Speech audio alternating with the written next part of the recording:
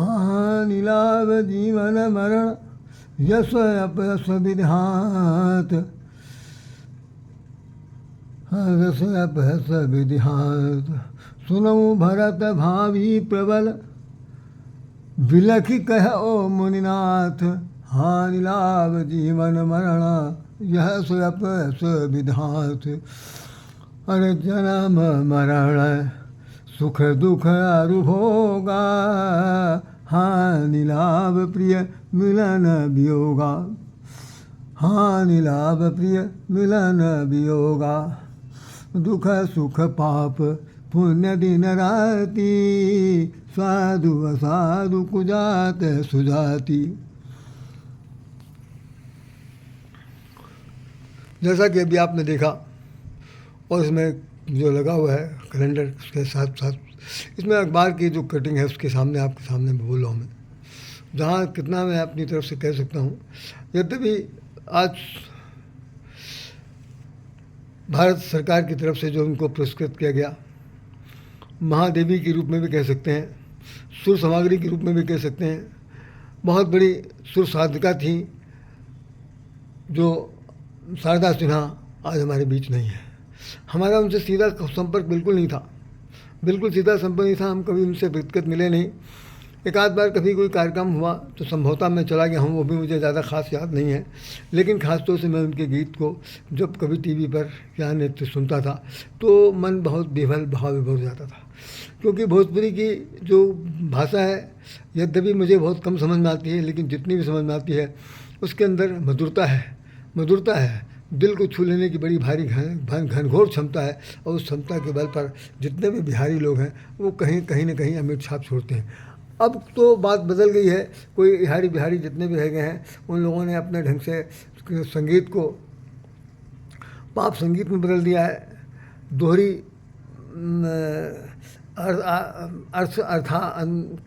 अर्थ के अनुसार वो ने अर्थानुकूल अर्था प्रतिकूल के रूप में प्रकट कर दिया।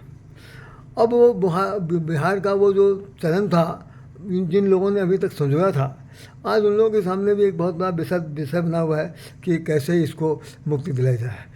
मुक्ति कोई नहीं दिला पाएगा, क्योंकि भाई बात जो है इतनी आगे बढ़ चुकी है कि जो पुराने लोग हैं वो आउट ऑफ डेटेड हैं, उनका कोई ज़्यादा सुनने वाला नहीं है।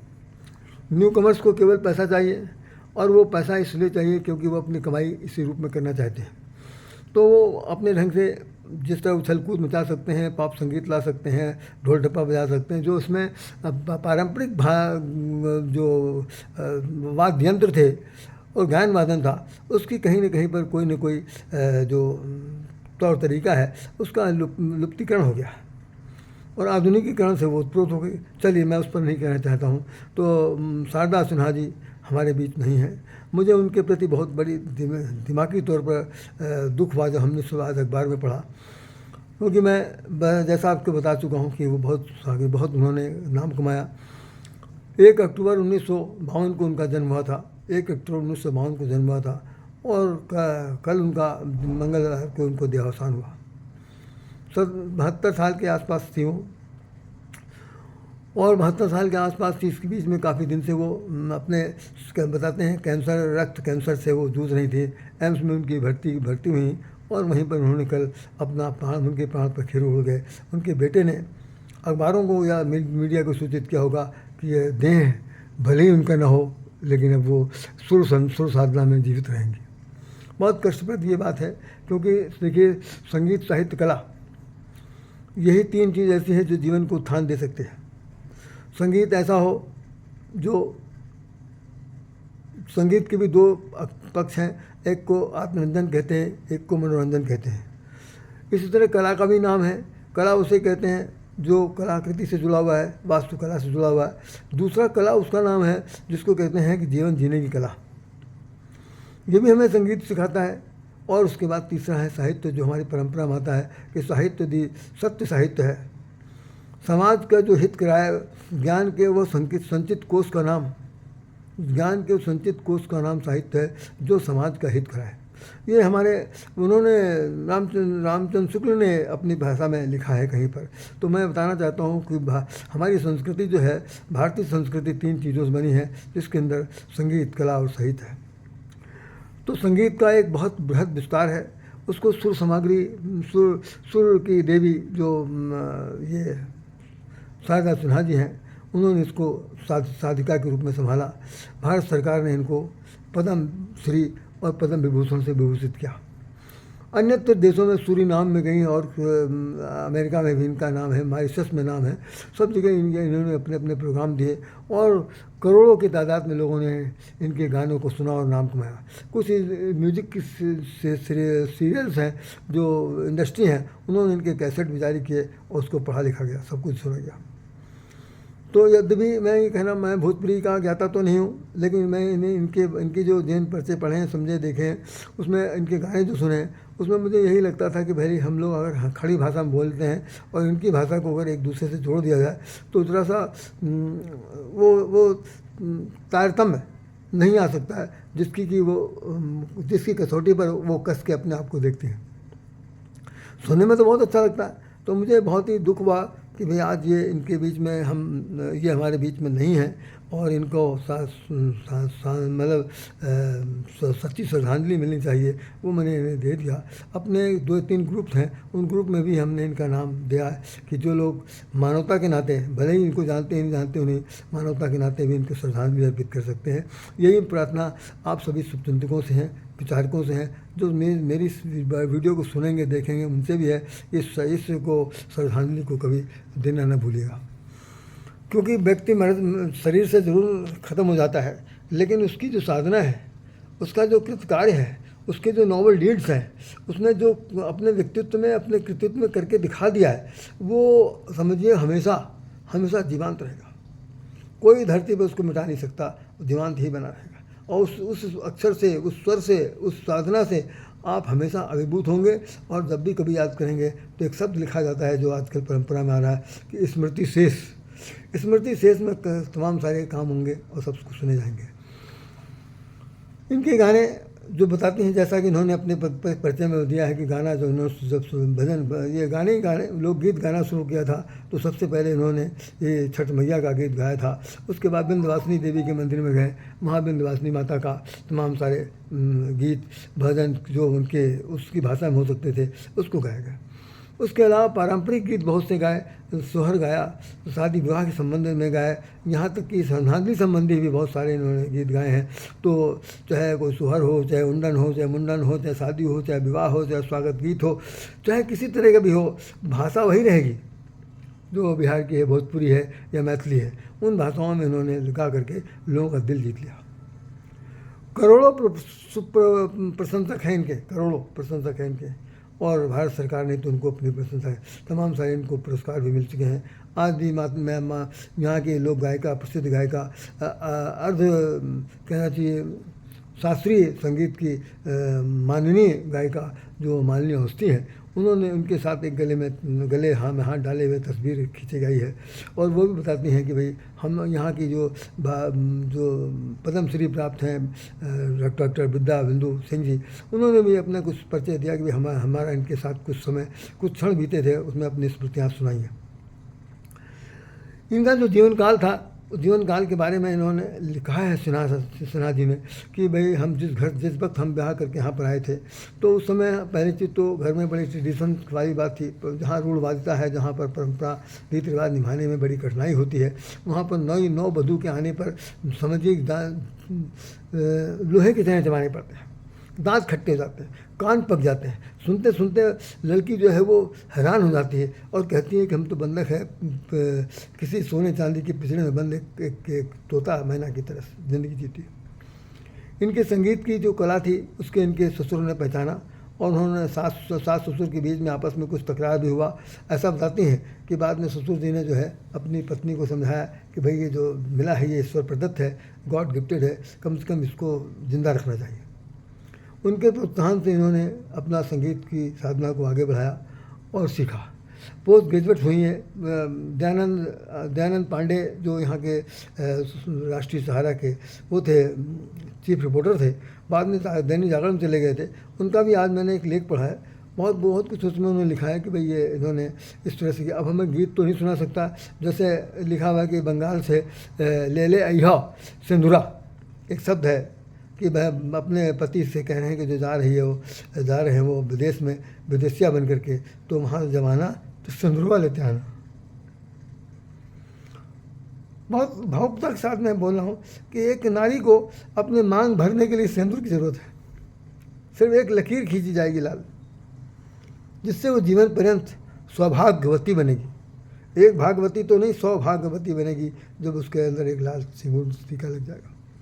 पति कोसों दूर जा रहा है और उसके जीवन के लिए जो वो वरदान मांग रही है, उन गीतों में वो लिखा, उन्होंने गाया। मैं तो गीत नहीं मुझे याद है, दयानंद जी ने जो लिखा उसी में से एक मैं शब्द बोल दे रहा हूँ कि उन्होंने कहा कि ले बंगाल जा रहे हो, कलकत्ता जा रहे हो, कलकत्ता जाते समय ले अइहो सिंदूर का एक डिब्बी लेते आना। बताते हैं कि बंगाल में माँ दुर्गा की पूजा होती है, वहाँ पर सिंदूर खेला जाता है बंगालियों में, और बंगालियों का एक बहुत अच्छा दुर्गा पूजा में होता है, तो वहाँ का सिंदूर बड़ा प्रसिद्ध है। तो भाई उन्होंने सिंदूर के बारे में जिक्र किया, यहाँ तक किया कि कोयलिया के बिना अच्छा न लगे, नंद के बिना घर सुना लगे, ऐसा करके बहुत सारे गीत हैं। हम कह नहीं सकते, मेरे पास ऐसा कुछ उनका संकलन नहीं है। बस मुझे सिर्फ जो ये वीडियो बन रहा वो सिर्फ इसी बात के लिए है कि सच्ची श्रद्धांजलि अर्पित की जानी चाहिए। ऐसे लोग हमेशा जीवंत रहते हैं, उनकी मृत्यु कभी नहीं होती। हमने बहुत कुछ लोगों के लिए हमने ज़रूर लिखा, क्योंकि हमारा इनसे परिचय बिल्कुल नहीं था, लेकिन हमने इन गीत के माध्यम से इनकी जो कोमल वाणी है, इनकी गायन वादन की जो क्षमता है, उसको मैंने पाया। भिखारी ठाकुर जो इस भोजपुरी भाषा के जनक कहे जाते हैं, उन्होंने नाटक लिखा, बहुत सारे गीत लिखे। उन गीतों को भी इन्होंने अपने स्वरबद्ध लयबद्ध किया, और कुछ हैं नाम लिए गए हैं कि उन लोगों के गीतों पर इन्होंने फिल्मों में भी काम किए। बताते हैं कि एक विवादित नाम या ये प्रसिद्ध नाम है जिनमें संगीत दिया, गाना दिया फिल्मों में। उसमें भी है कि हमारे पिया जो हैं वो तार से भी पतले पिया है। कैसे गाया मुझे नहीं पता, हमने फिल्म नहीं देखी, लेकिन ऐसा कोटेशन में लिखा हुआ है। और भी कई चीज़ें लिखी गई हैं। तो कुल मिलाकर के इन्होंने लेकिन फिल्मी दुनिया में इनका ज़्यादा रुचि नहीं थी, ये गायन में ही अपनी रुचि रखती थी। बताती हैं बांसुरी के स्वर से इनका बड़ा लगाव था। बांसुरी जहाँ कहीं बजती थी, इनका मन उधर चला जाता था। तो बांसुरी की धुन पर तो भाई कहना चाहिए कि राधा रानी पूरा गोकुल ही मतवाला हो जाता था। यहाँ तक कि गाय बछड़े जो थे जहाँ होते तो वहीं खड़े हो जाते थे। इसका एक सूरदास जी का एक पद है जो हमने पढ़ा है, बता दूँ आपको। जब हरि मुरली अधर धरत चर अचर मुनि ध्यान अपहरत। जब हरि मुरली अधर धरत, चर माने जो चलने वाले लोग हैं वो अपनी जगह जड़वत हो जाते हैं। अचर भगवान कृष्ण की बंसी बजी। चर अचर चर जो जड़ हैं वो चलना शुरू कर देते थे। बड़ी गजब की बात है जो सूरदास ने लिखा। और सब क्या है कि जो ध्यानमग्न होते थे, कंदराओं गुफाओं में संत महात्मा साधक और अधक थे, वो बांसुरी की धुन सुन करके ध्यान अपहरत, और उनके ध्यान का अपहरण कर लेती थी मुरली। तो जब मुरली में इतनी ताकत है भाई, है तो सब स्वर सारे गामा पादा नहीं था, और वही सारा गामा पादा नहीं था। सा रे गामा पादा नी सा नी पादा मा गा रे सा रे गामा पादा नी सा नी पादा गा रे सा। जो भी हो, मैं भूल रहा हूँ या नहीं, मैं ज़्यादा सुना नहीं सकता। बस है तो सब स्वर को मुरली के अंदर भी सब स्वर है, और सबको उन्होंने सुनाती थी। इनको शारदा जी को ये सब बहुत पसंद था। इनके पति परमेश्वर ने बड़ा इनको हेल्प दिया। ये कहीं पर संगीत के प्रोफेसर भी हो गई थी किसी विश्वविद्यालय में, और उनका रिटायरमेंट करीब था। उसी के बाद ये बीमार हुई। इनके बताते हैं एक बहुत बड़ी जो एक क्या कहना चाहिए, एक लत भी कह सकते हैं, एक आदत भी कह सकते हैं। किसी चीज़ बहुत से जो ये कलाकार होते हैं, उन कलाकारों में कुछ ना कुछ इस तरह की एक लतीफ़पन आ जाता है। भाई माफ़ी चाहता हूँ कि वो कोई चीज़ शौक़ करने लगते हैं खाने पीने का। जैसे कोई पान खा रहा है, कोई तम्बाकू खा रहा है, कोई यहाँ दबा रहा, कोई निगल रहा, कुछ कर रहा। तो पान खाने का बड़ा शौक़ था इनको, बहुत ज़्यादा पान कूटती रहती थी। बताते हैं कि उसी से कुछ हुआ या नहीं हुआ, मुंह का तो कैंसर नहीं हुआ, लेकिन अखबार तो बताता है कि रक्त कैंसर हो गया था। जो भी हो, तो भाई ये बचने का बहुत बड़ा उपाय है। जितने भी कलाकार हैं, कम से कम इन सब गानों, इन सब बातों को सुनने के बाद अगर उसमें इनकी रुचि है तो उस तरह की साधना में ये सब खाना पीना बिल्कुल बंद कर देना चाहिए, बिल्कुल बंद कर देना चाहिए। नहीं खाना चाहिए, नहीं पीना चाहिए। और कवियों का तो कहना क्या भाई, दो शब्द कह दूँ बड़ा बुरा लग जाएगा सबको, क्योंकि कवि लोग तो जहाँ रात रात होती, रात भर का कार्यक्रम मुशायरा कवि सम्मेलन होता, वहाँ तो बिना वो पिए मालूम पड़ा उनको समय, उनको गाने नहीं समझ आता, वो कहीं कविता नहीं पाठ कर सकते। ऐसे बहुत से उदाहरण दिए गए, जहाँ गोष्ठी होती 2-3 घंटे के, वहाँ तो ऐसा कुछ नहीं, लेकिन जहाँ रात भर होता है वहाँ ये कार्यक्रम चलता है। तो ये कार्यक्रम जो चलना है, ये एक प्रकार का व्यसन है। इस व्यसन से बचना चाहिए। कलाकार चाहे किसी क्षेत्र का हो, कला का मतलब है कि कला का आकार। सुन लीजिए, अब साहित्यकारी की भाषा में बोल रहा हूँ मैं, बिल्कुल साहित्यकार। कलाकार माने कला का आकार, जिसकी जो कला है, जिस कला में वो अभिभूत हो गया, जिस कला में रंग ढंग गया है, बिल्कुल अवसिंचित हो गया है, उस कला का स्वरूप ढांचा, चलता फिरता ढांचा वो स्वयं है, इसलिए उसका नाम आकार। कलाकार, साहित्यकार, साहित्य का आकार ग्रहण कर लिया है। राधेश्याम के रूप में, घनश्याम के रूप में, सीताराम के रूप में, किसी के रूप में आकृति ग्रहण कर लेना उस कला की, उस संगीत की, उस खुशबू की, तो भाई समझिए कि उसको कलाकार कहते हैं। तो कलाकार जो है वो फिर किसी प्रकार की व्यसन से की तरफ उसका मोड़ नहीं होना चाहिए। अगर मोड़ है तो वो उससे मुक्त नहीं है। कला के प्रति कहीं ना कहीं पर उसका ये दुराग्रह है, उस दुराग्रह से बचना चाहिए। हम तो बात तो यहाँ से कहीं दूसरी तरफ विचलित ना हो जाऊँ, इसलिए ये चूँकि श्रद्धांजलि का समय है और मैं श्रद्धा सुमन अर्पित करना चाहता हूँ। आप सब लोगों से निवेदन कर रहा हूँ, जितने लोग इन सब को इसको पढ़ा सुनेंगे समझेंगे, तो कम से कम शारदा सिन्हा को अपनी तरफ से 2 मिनट मौन रहकर जरूर श्रद्धांजलि दें, क्योंकि बार बार ये कहने का अवसर नहीं आएगा, क्योंकि मेरे पास इनका साहित्य नहीं है, नहीं मैं पढ़कर या गा के सुना देता। बस मेरा मतलब सिर्फ ये है कि ये ऐसी साधिका, ऐसी साधिका आप अपने जीवन में अब दोबारा देख पाएंगे, ये कल्पना का विषय है, बिल्कुल कल्पना का विषय है। लोग एक से एक शिष्य बनाते हैं, सब कुछ कर सकते हैं, लेकिन होता नहीं कि जो एक स्रोत है, स्रोत से अनेक शाखाएं फूट सकती हैं, लेकिन कोई उसमें स्रोत को स्रोत नहीं बदल सकता। पाताल तोड़ कुआं जैसे होता है, प्रपात किसे कहते हैं, समुद्र से निकली हुई तमाम सारी नदियाँ हैं, लेकिन नदियाँ समुद्र नहीं बन सकती, समुद्र में नदियाँ जा सकती हैं। तो वो ये सब लोग थे कि जो जो स्रोत के रूप में थे, ओरिजिनल के रूप में थे, ओरिजिनेट करने वाले लोग थे। इन सब लोगों ने बहुत कुछ किया। शारदा सिन्हा उसमें परम बंदनीय है और मैं उनको हृदय से नमन करता हूँ। यद्यपि मैं फिर बार बार मैं कह रहा हूँ कि मैंने उनको नज़दीक से, सामने से, प्रत्यक्ष कभी नहीं देखा, लेकिन मुझे उनके प्रति आज का जो समाचार पढ़ा है, और वैसे तो मैं गाने सुनता रहता था बहुत ज़्यादा। कल मैं इस पर बोलूँगा छठ के ऊपर, तो उसमें भी इनके तमाम सारे गीत हैं। लोग जो अगर कोई कोट करेगा तो कह दूँगा। फिलहाल हम आपसे कहेंगे कि आप लोग सब लोग यदि जरा भी रुचि रखते हैं भोजपुरी गाने में, तो कम से कम इनके कैसेट वगैरह जरूर खरीद करके सच्ची श्रद्धांजलि अर्पित कीजिए, सुनिए। मैं इन्हीं शब्दों के साथ राधे श्याम राधे हृदय से नमन करता हूँ और प्रार्थना करता हूँ कि शारदा सिन्हा के चिरात्मा को, उनकी दिवंगत आत्मा को जो शांति मिले, वो इनका अपने गीतों में, अपने सुर में, अपने लय में, अपनी लयबद्धता में, अपने संगीत की ऊँची उड़ान में, जहाँ कहीं भी जीवन उनको मिले, कम से कम वो फिर उनके जीवन में पिरो दिया जाए और वो ऐसे ही फिर दोबारा फिर से संगीत कला में आकृति बन करके, कलाकृति बनकर आ जाए, कलाकार बन करके आ जाएं और वो फिर से इस धरती को अपने स्वर समूह से, स्वरबद्धता से संचित करें। ये मेरी अभिलाषा प्रार्थना रहेगी। बाकी एक बात और मुझे कहना था कि देखिए कि जैसे किसी तूली से, तूलीकार, चित्रकार, कहानीकार, नाटककार, उपन्यासकार, दुनिया भर के जितने कार हैं, इस सब के साथ आकार लगा हुआ, तो अपनी तूली से जब आकृति प्रदान करता है, तो आकृति प्रदान करते समय आकृति पहले उसके दिल में आती है। कन्फर्म समझ लीजिए आप। जब कभी कोई कविता लिखता है तो कवि के मन में पहले उन भावनाओं का एक आकृति बन जाती है। ऐसे कविता नहीं लिखी जा सकती। आप बैठे कविता लिखते थे, नाक रगड़ते रह जाते, बहुत सारे लोग नहीं लिख पाते, 2 लाइन लिख करके हाँ हवा खसक जाती बोलने की। तो मैं नहीं कहना चाहता, जो सच्चे कवि हैं निश्चित रूप से वो अपने दिल की भड़ास नहीं लिखते, बल्कि अंतरात्मा को निकाल कर का शब्दों में कागज़ के में पिरो देते हैं। तो तूली से जब आकृति प्रदान की जाती है तो एक शब्द अमर रहता है, दूसरी कलाकार की कलाकृति अमर रहती है।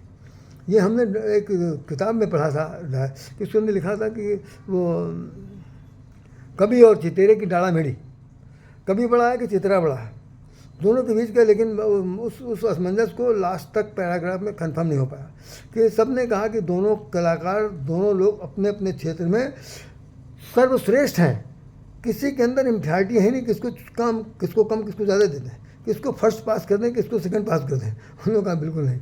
तो डाला मेडी से लिखा गया खींचातानी है, इम्फ्यारिटी कम्प्लेक्स का बिल्कुल कोई दूर दूर तक गुंजाइश नहीं है। जो कवि है वो अपनी कविता में जहाँ न जाए रवि वहाँ जाए कवि, और चित्रकार जो है अपनी तूली से ऐसा कुछ करता है कि उसके अंदर जान भर देता, चित्र बोलने लगते हैं।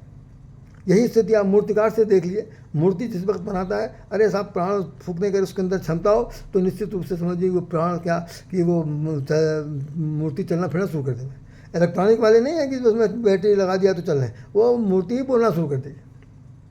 तो ये क्षमता वास्तव में अगर किसी के पास है तो कला के जो सेवक हैं, कला के जो साधक हैं, कला की जो साधिकाएँ हैं, उनके बीच में पाया जा सकता है। आप उन लोगों को अपने हृदय से स्वीकार कीजिए, मनन कीजिए, जहाँ तक बन पड़े आप शारदा सिन्हा को और इनसे जुड़े हुए और जैसे लोग हैं जिन्होंने संसार में नाम कमाया, संसार में नाम कमाया, सूरीनाम और अमेरिका 3-4 और नाम दिए हुए, उसमें आपका मॉरिशस इत्यादि नाम, इन सब जगहों पर इनकी पूरा पूजा होती है।